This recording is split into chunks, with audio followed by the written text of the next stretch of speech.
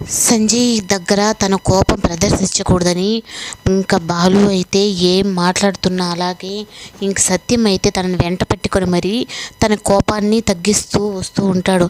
కానీ ఇంకా కాంతమ్మ ఇంకా తన నోరైతే ఇంక ప్రతి చిన్న విషయానికి ఏదో ఒకటి మాట్లాడుతూ ఉంటుంది.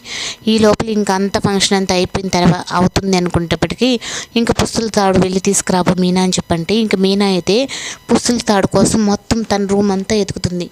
కానీ ఎక్కడ కనిపించకపోవడంతో అప్పుడు కిందకైతే వచ్చి విధంగా పుస్తల తాడు కనిపించడం లేదు అత్తయ్య గారు అని చెప్పని అంటుంది.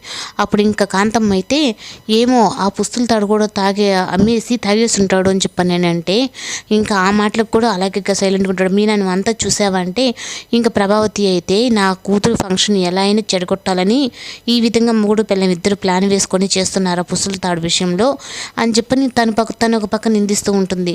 ఇంకా కాంతమ్మ అలాగే నీలకంఠం సంజయ్ వాళ్ళైతే ఇంకా సంజయ్ అయితే నాన్న వెళ్ళిపోదాము ఇక్కడ ఈ ఫంక్షన్ జరిగేటట్టు లేదు కదా ఇంకా మనం ఏం తెచ్చుకోలేమా తనకి పుస్తలు తాడని చెప్పని అంటే అప్పుడు ఇంకా బాలు అయితే ఇంకా అవును మీనా నువ్వు ఆ రూమ్లో పెట్టినప్పుడు ఆఖరిగా ఎవరు ఆ రూమ్లోకి వెళ్ళారు అని చెప్పని అడిగితే ఇందాక కాంతమ్మ పిన్ని సాంబార్ పడిందని చెప్పని వాష్రూమ్కి వెళ్ళాలని చెప్పని తనే వెళ్ళింది అని చెప్పంటే ఇంకా కాంతమ్మ సాయి అయితే బాలు ఒక లుక్ వేసి చూసేటప్పటికి ఇంకా కాంతమ్మ తొందరలో బయటపడుతుంది. ఏంటి ఇంటికి వచ్చిన అతిథుల్ని దొంగలు చేస్తారా అని చెప్పని అనేటప్పటికి ఇంకా నీలకంఠం కూడా అయితే ఇది నీ పనే కదా అక్క అని చెప్పని ఇచ్చేసారు మర్యాదగా అని చెప్పని అంటాడు.